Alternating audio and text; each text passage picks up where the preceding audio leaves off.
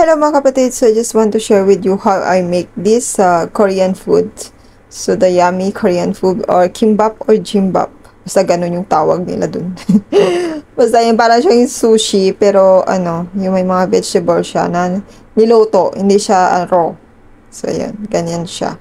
Then I use here is zucchini and carrot. So pwede nyo siyang i-chop ng malalaki kung depende sa inyo, depende sa gusto nyo. So, pwede ding malalaki, pwede ding maliliit, pwede ding mince. Nakadepende sa inyo kasi. But, we want to make it different way, our kimbap or jimbap. So, we make like mince. And then, I add some minced chicken also here. So, bumili kayo ng ganito, yung food processor ba to tawag dito. Mano-mano siya, pero maganda siya. Pwede din siyang gamitin sa meat. Kasi ginamit ko siya sa chicken eh. So, ganyan. Pwede siyang gamitin sa meat siya, guys. And then, pwede nyo ding i-cut tong, tong zucchini or any vegetables na like, I think pwede din cucumber. Basta yung madali siyang, pwedeng ilagay sa, sa parang sushi from jimbap.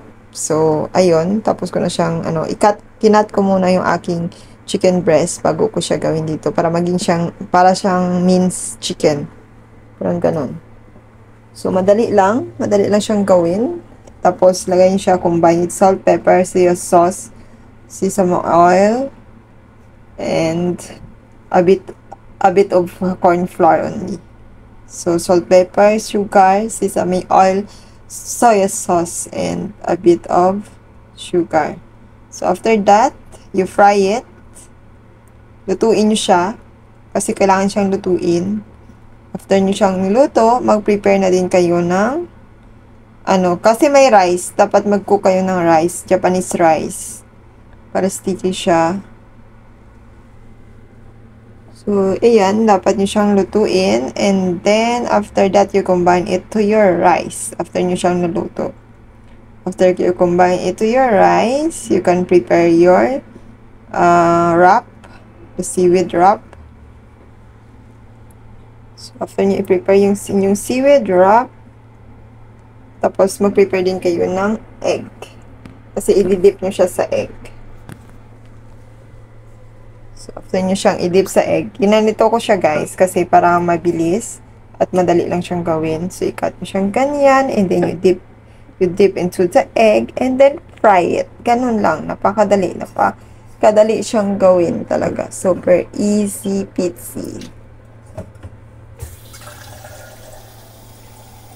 Super easy peasy siyang gawin. And then, continuous lang na gawin nyo siyang ganyan hanggang sa matapos nyo siya at mabuo nyo ang inyong jimbap or kimbap.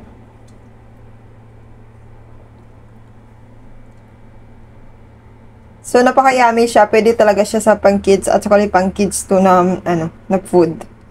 So, ayun lang. Yan lang yung ginawa ko talaga, guys. And then, napakadaling gawin, napaka-easy talaga, easy peachy talaga yan sa inyo gawin. Kasi and then paka-yummy, pwede nyo siyang i-dip sa mayonnaise and ketchup kung gusto nyo. Kasi masarap, kasi we do that. So, ayan lang guys, you can have your jimbap or kimbap na. So, thank you for watching guys. Please don't forget to like, comment, and share if nagustuhan nyo itong video. God bless you and take care always. Please respect each other and be kind always, guys. See you again for another recipe soon.